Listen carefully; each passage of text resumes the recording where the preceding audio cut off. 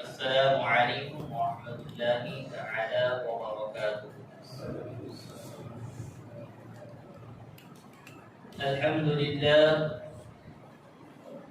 الحمد لله الذي نور قلوب العارفين بسراج الهداية والفرقان، والصلاة والسلام على سيد الإنس والجان وعلى آله وأصحابه الكرام، أما بعد، قال الله تبارك وتعالى في القرآن العظيم والفرقان الحميد: أعوذ بالله من الشيطان الرجيم، بسم الله الرحمن الرحيم. ولقد آتينا لقمان الحكمة أن اشكر لله ومن يشكر فإنما يشكر لنفسه ومن كفر فإن الله غني حميد. آمنت بالله، صدق الله المولانا العظيم وبلغنا على رسوله الكريم.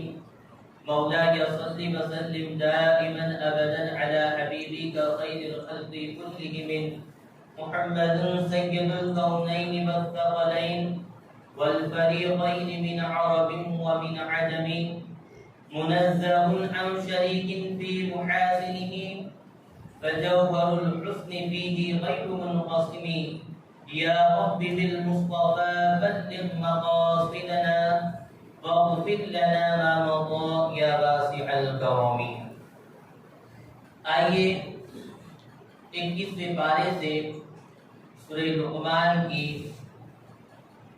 آیت نمبر 12 کو میں نے آپ کے سامنے تلاوت کیا. اس کی روشنی میں کچھ باتیں پیش کرنے سے پہلے سب مل کر آقا دو عالم صلی اللہ تعالی علیہ وسلم کی بارگاہ عالیہ میں سبھی حضرات مل کر کے اپنی غلامی کا ثبوت پیش کرتے ہوئے بآواز بلند درود پاک پڑھیں.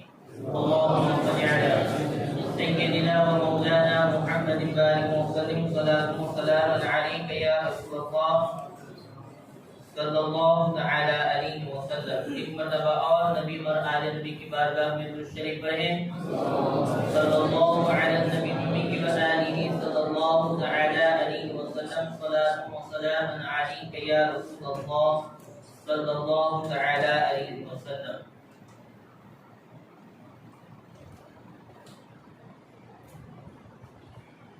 کلام مقدس کی یہ ایک مشہور و معروف سورہ مبارکہ ہے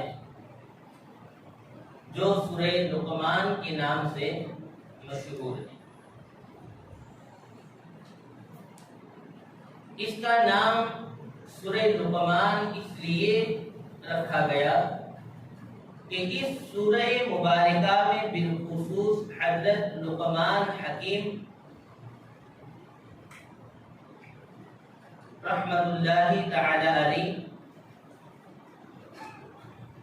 نے اپنے بیٹے کو جو نصیحتیں فرمائی، رب تبارک و تعالی نے ان نصیحتوں کو ان کے نام کے ساتھ اس سورہ مبارکہ میں ذکر فرمایا. اس وجہ سے اس سورت کو سورہ لقمان کہتے ہیں. حضرت لقمان رضی اللہ تعالی عنہ یہ نبی نہیں ہے،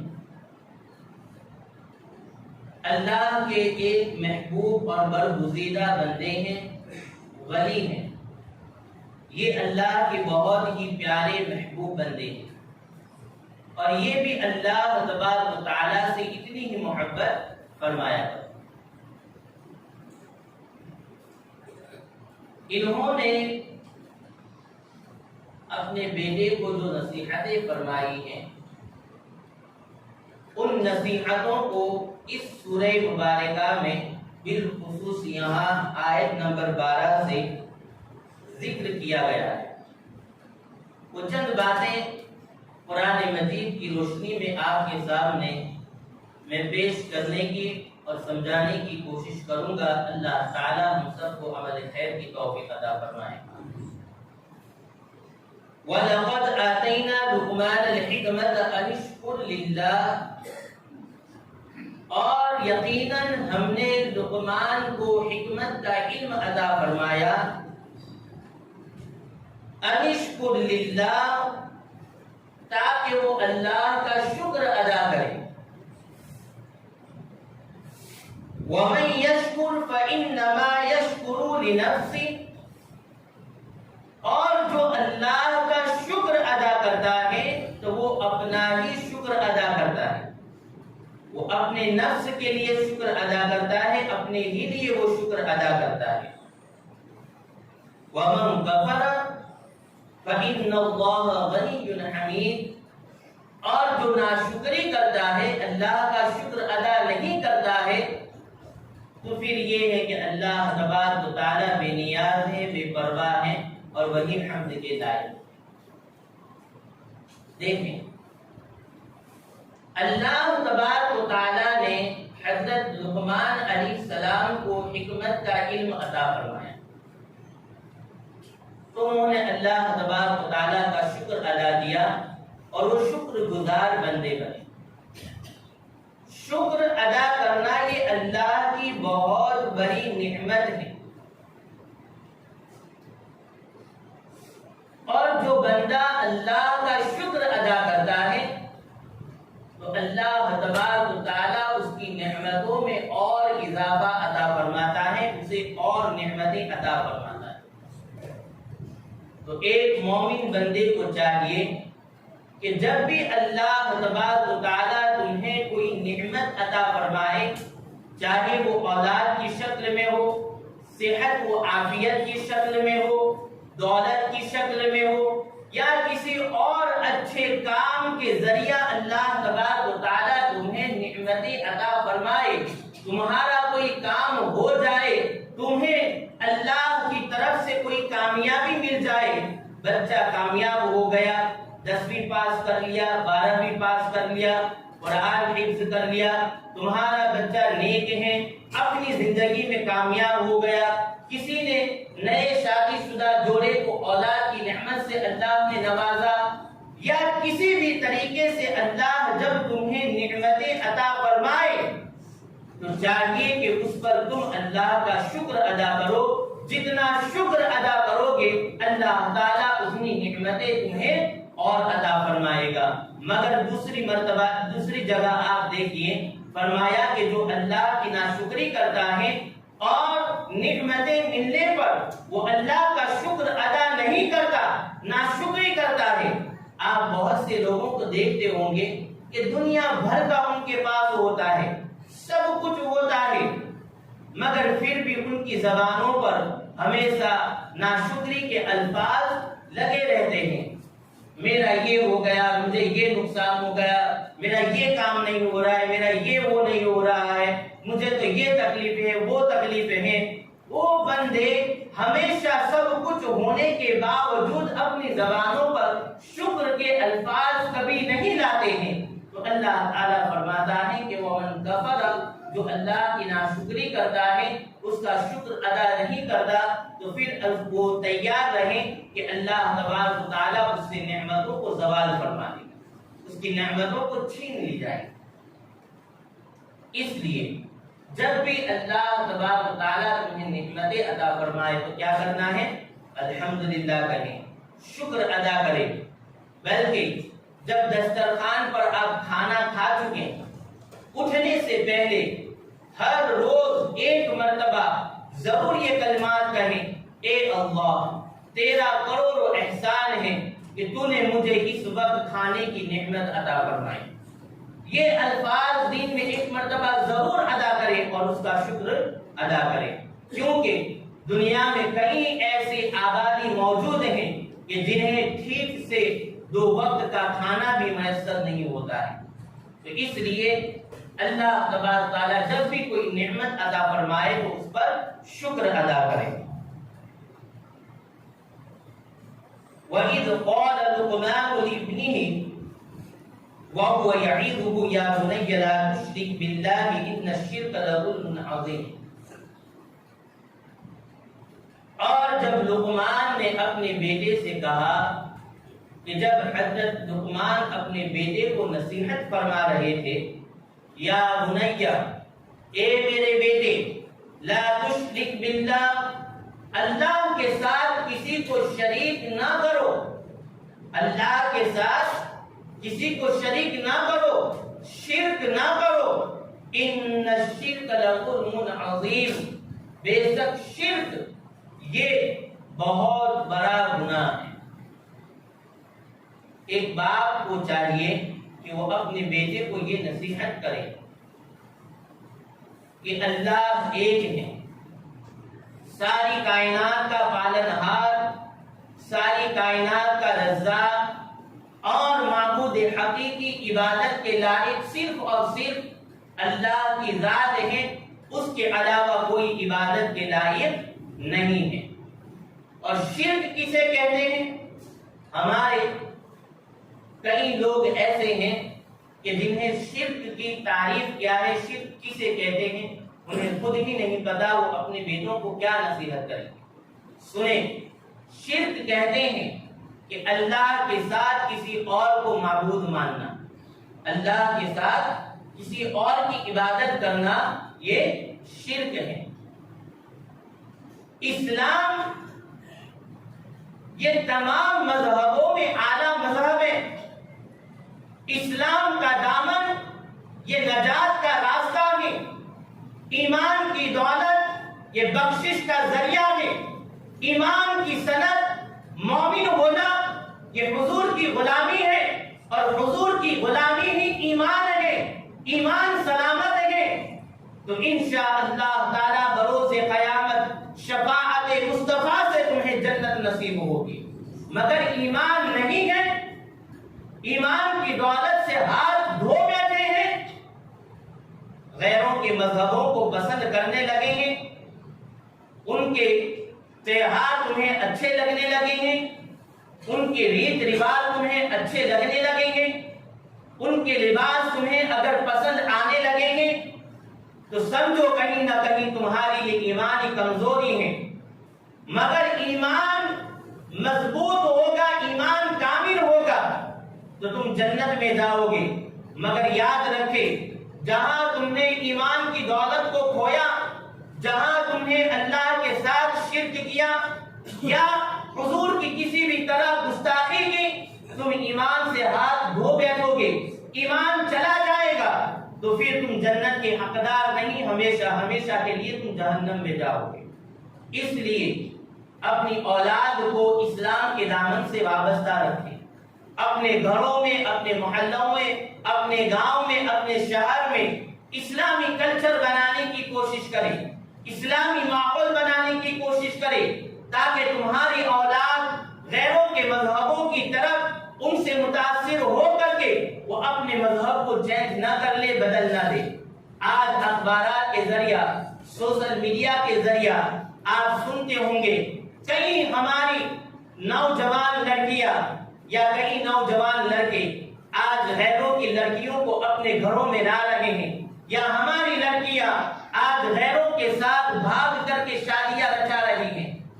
یہ معاملہ کیوں پیش آیا؟ اس لیے پیش آیا کہ بچپن سے ہم نے اسلام کیا ہے، اسلام کی تعلیمات کیا ہے، عقیدہ وحدہ لا شریک کیا ہے، اللہ کی ذات کیا ہے، حضور سے محبت کیا ہے، ہم نے اپنی اولاد کو سکھایا ہی نہیں، اور نہ ہی اسلامی ماحول کے قریب ہم نے انہیں جانے دیا۔ نتیجہ یہ ہوا کہ آج ہماری اولادیں اپنے مذہب کو چھوڑ کر کے غیروں کے مذہبوں کو اپنا رہی ہیں۔ تو کہیں نہ کہیں آج ہماری اس غلطی کی بنا پر آج ہماری اولادیں کفر کی طرف مائل ہو رہی ہیں۔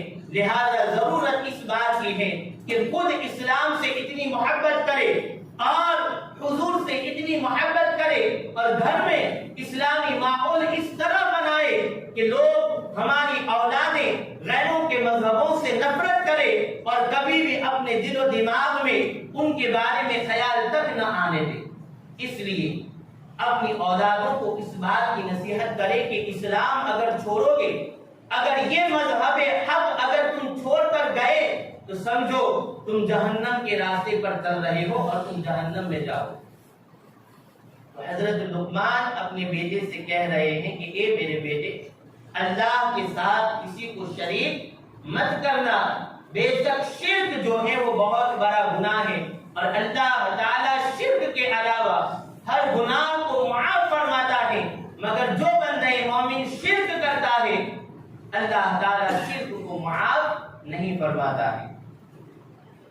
پھر دیکھیں وَوَصَّيْنَا الْإِنسَانَ بِوَالِدَيْهِ، فرماتے ہیں کہ ہم نے انسان کو، اپنے بیٹے کو یہ وصیت فرمائی ان کے ماں باپ کے بارے میں، ان کے ماں باپ کے بارے میں کیا وصیت فرمائی؟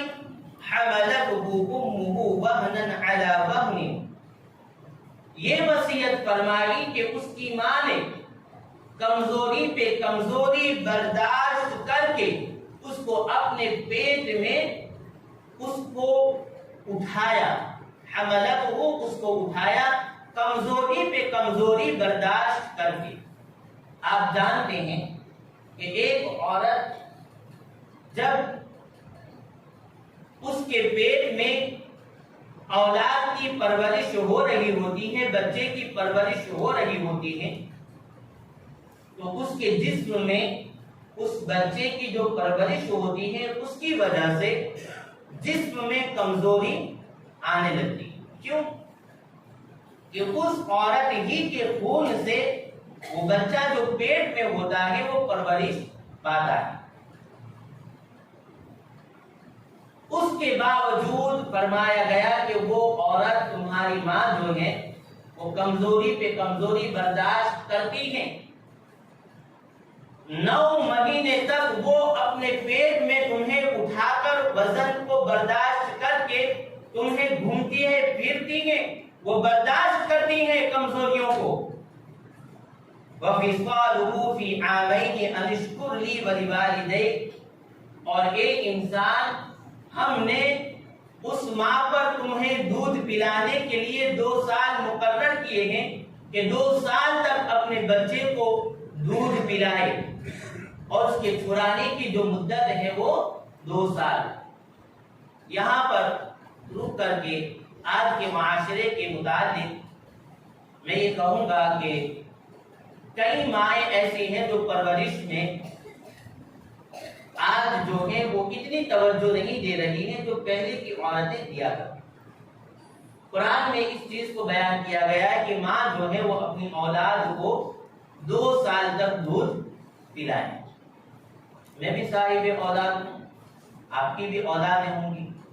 آج کل یہ ہو رہا ہے کہ وہ پاؤڈر وغیرہ مل رہا ہے میڈیکل میں، کچھ مہینوں تک ہی بہت حد کرے تو کوئی 1 سال یا 1.25 سال تک مائیں دودھ پلاتی، اس کے بعد وہ کھانا شروع کر دیتے ہیں بچے کو، وہ یا دودھ پلا دیتے ہیں اوپر سے، یا گائے کا دودھ پلا دیتے ہیں، یا کچھ اور خوراک ان کی جو ہے وہ فکس کر دیتے ہیں، تو وہ بچے کو جو ہے وہ دودھ چھڑا دیتی۔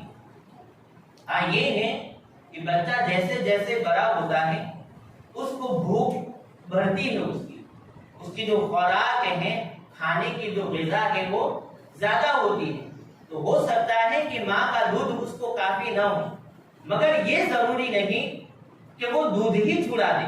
ہاں، آپ الگ سے ان کے لیے کوئی انتظام کریں، پھل فروٹ وغیرہ کھلائیں، اس کا جوس پلائیں، یا کوئی اور چیزیں غذائیں ان کے لیے دیں، مگر اپنا دودھ بھی انہیں ضرور پلائے، چاہے دن میں 1 مرتبہ پلائے، مگر 2 سال تک مکمل یہ عدت جو ہے وہ مدت جو ہے وہ پوری کرے اور اپنے بچوں کی اس طرح پرورش کرے۔ تو فرمایا کہ اے لوگوں، ہم نے اب تمہاری ماؤں پر، تم عورتوں پر یہ فکس کر دیا کہ وہ 2 سال تک اپنی اولاد کو دودھ پلائے، اور فرمایا کہ اے لوگوں، وہ ماں جس نے تمہیں کمزوری پہ کمزوری برداشت کرنے کے باوجود تمہیں اٹھایا، تمہارا بوجھ برداشت کیا، اس کے بعد تمہیں اس نے دودھ پلایا، تو سب سے پہلے تم اللہ کا شکر ادا کرو اور اپنے ماں باپ کا شکر ادا کرو۔ یہاں پر ماں اور باپ دونوں کا ذکر ہے۔ ہمارے یہاں جو ہے اتفاق سے مقرروں نے ماؤں کی اتنی فضیلتیں بیان کی کہ اولاد آج باپ کی طرف توجہ ہی نہیں دے رہے ہیں. وہ سمجھتے ہیں کہ باپ تو کہیں جنت میں نہیں لے جائیں گے، کہ ماں ہی ہمیں جنت میں لے جائیں گے. یہ نہیں. حضور صلی اللہ تعالی علیہ وسلم نے فرمایا کہ اولاد پر ہاں وہ یہ ہے کہ ایک حدیث پاک میں ایک صحابی رسول نے آقا دو عالم صلی اللہ علیہ وسلم سے عرض کیا، رسول اللہ میری نیکی کا سب سے بڑا حسن سلوک کا جو حقدار ہے وہ کون ہے؟ آقا نے فرمایا کہ تمہاری ماں ہے. دوسری مرتبہ فرمایا کہ یا رسول اللہ میرے حسن سلوک کا سب سے زیادہ حقدار کون ہے؟ آقا نے دوسری مرتبہ فرمایا تمہاری ماں ہے. تیسری مرتبہ سوال کیا کہ میرے حسن سلوک کا سب سے زیادہ حقدار کون ہے؟ فرمایا کہ تمہاری ماں ہے. چوتھی مرتبہ جب وہ صحابی رسول نے عرض کیا رسول اللہ میرے حسن سلوک کا سب سے زیادہ حقدار کون ہے؟ تو آقا نے فرمایا کہ تمہارے والد ہیں، تمہارے باپ. یہ جو ماں کو مرتبہ ملا ہے وہ اسی وجہ سے ملا ہے کہ پیدائش کے وقت یہ جو ایام ہیں وہ اتنے سخت ہوتے ہیں کہ وہ ایک عورت ہی سمجھ سکتی ہے کہ اس حالت میں بچے کی جو پرورش کرنا وہ کتنا مشکل کام ہے.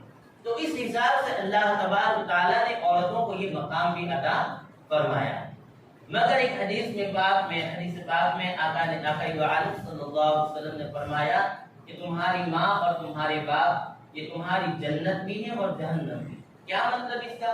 مطلب یہ ہے کہ تم اپنے ماں باپ کی خدمت کرو گے تو جنت ملے گی، انہیں ناراض کرو گے تو جہنم ملے گی. ایک حدیث پاک کا مفہوم ہے کہ اگر ماں باپ کے درمیان جھگڑا ہو جائے تو بچے کو یہ حق نہیں ہے کہ وہ ماں کی محبت میں باپ کو برا بھلا کہے. ہوتا ہے نہیں ہمارے معاشرے؟ اگر کچھ جھگڑا ہو گیا، بیٹا جوان ہو گیا ہے، طاقتور ہے، بازو میں زور ہے، تو باپ کے سامنے ہو جائے گا منہ چلا دو تمہاری ماں نے کیا میرے حیران کرا کر. یہ لہجہ آج کا جو کلچر ہے نوجوان یہ اختیار کر رہے ہیں. ہم نے کئی ایسے واقعات بھی دیکھے ہیں کہ جوان بیٹے اپنے باپ کو مار رہے ہیں، چوراہے کے بیچ وہ اپنے باپ کی بے عزتی کر رہے ہیں، انہیں جیسا چاہتے ہیں ان الفاظ سے اپنے باپ کے ساتھ بدتمیزی کرتے ہیں. آقا عالم صلی اللہ علیہ وسلم کی یہ حدیث پاک غور سے سنیں اور نوجوان بالخصوص اپنے کان سے سنیں، دلوں میں بٹھائے. آقا نے فرمایا کہ اگر ماں باپ کے درمیان جھگڑا ہو جائے، اولاد کو یہ حق نہیں ہے کہ وہ ماں کی محبت میں اپنے باپ سے بدتمیزی کرے. جتنا حق ماں کا ہے اتنا ہی حق اس کے اوپر اس کے والد صاحب کا ہے. تو وہ اپنے باپ کے سامنے ماں کے لیے کوئی برا لفظ نہیں کہہ سکتا اور نہ ہی باپ کو کچھ وہ سخت لہجے میں وہ بات کر سکتا ہے. یہاں اللہ تبارک و تعالیٰ نے سورہ بنی اسرائیل میں بھی اس چیز کو ذکر فرمایا. اپنی عبادت کا جہاں ذکر فرمایا فوراً ہی لوگوں کو یہ حکم فرمایا کہ میری عبادت کرو اور اپنے ماں باپ کے ساتھ حسن سلوک کرو. اس بات سے آپ یہ اندازہ لگا سکتے ہیں کہ آپ کے اوپر آپ کے ماں باپ کا حق کتنا ہے. یہ نہیں کہ جوان ہو گئے ہیں، بازو میں بہت زیادہ قوت ہے، آپ طاقتور ہو گئے ہیں، پیسہ ہے، سب کچھ ہے، تو آپ اپنے باپ کے سامنے سینہ تان کر کھڑے ہو کر ان سے بدتمیزی کرنے لگے. یہ بھی جو چیز ہے، آپ بھلے ہی کتنے متقی اور پرہیزگار ہوں گے، اگر اس چیز میں آپ نے اپنے ماں باپ کے ساتھ بدسلوکی کی تو آپ جہنم میں جانے کے لیے تیار رہیں. ہاں یہ ہے کلام مجید میں آگے رب تبارک تعالیٰ نے اس چیز کو بھی وضاحت فرمائی. وَإِن جَاهَدَاكَ عَلَىٰ أَن تُشْرِكَ بِمَا لَيْسَ لَكَ بِهِ عِلْمٌ. اور اے انسان سن، اگر تمہارے ماں باپ میں سے کوئی بھی تمہیں کسی ایسی چیز کا حکم دے کہ وہ شرک ہو، یعنی گناہ کا کام ہو، اللہ کو ناراض کرنے والا کام ہو، تو فرمایا کہ اس چیز میں تم ان کی پیروی مت کرنا. ماں باپ کہیں کہ شراب لا دیں تو شریعت یہ قرآن منع فرمایا کہ اس چیز میں تم ماں باپ کی پیروی مت کرو. ماں باپ کہیں کہ داڑھی منڈا دو، اس میں تم اپنے ماں باپ کی پیروی نہیں کر سکتے. ماں باپ کہیں کہ نماز پڑھنے مت جاؤ، میرا یہ کام کر دو، تو فرض نماز آپ نہیں چھوڑ سکتے. نفل نماز چھوڑنے کا حکم ہے. ماں باپ کوئی کام کہے اور نفل نماز آپ پڑھ رہے ہیں تو نفل نماز آپ چھوڑ سکتے ہیں. ماں باپ کا حکم آپ کو پہلے ماننا پڑے گا، پھر نفل نماز پڑھیں. فرض نماز چھوڑنے کے لیے حکم نہیں ہے. کہیں کہ روزہ چھوڑ دو، روزہ بھی آپ گناہ کا کام جس میں اللہ کی ناراضگی ہو تو قرآن یہ کہتا ہے کہ اس چیز میں ماں باپ کی کوئی پیروی نہیں کی جائے گی. اللہ کی مخلوق میں اللہ کو ناراض کرنے والی چیزوں میں مخلوق کی کسی کی بھی پیروی نہیں کرنی ہے. اللہ کی رضا کے لیے سب کچھ کرنا ہے. تو فرمایا فلا تطعهما وصاحبهما فی الدنیا معروفا، تو اس چیز میں تم ان دونوں کی پیروی نہیں کرو گے. واتبع سبیل من اناب الیہ، اور اے میرے بیٹے اس راستے پر چل کہ جو راستہ تجھے مجھ تک لے آئے.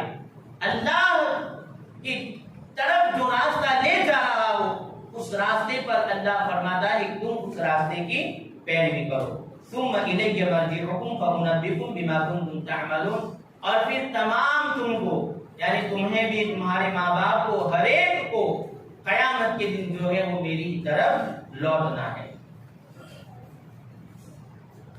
دوسری نصیحت فرماتے ہوئے حضرت لقمان حکیم فرماتے ہیں یا بنی انها ان تقو مثقال حبة من خردل فتكن في صخرة او في السماوات او في الارض يأتي بها الله ان الله لطيف خبير. کہ اے میرے بیٹے اگر کوئی ایسی چیز ہے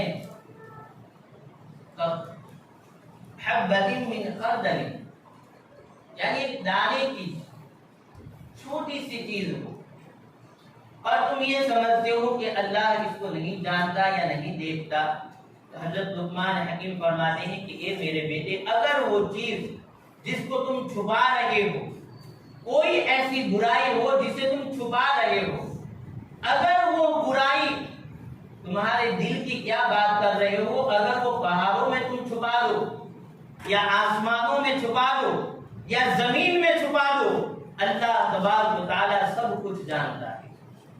ہم کسی کے متعلق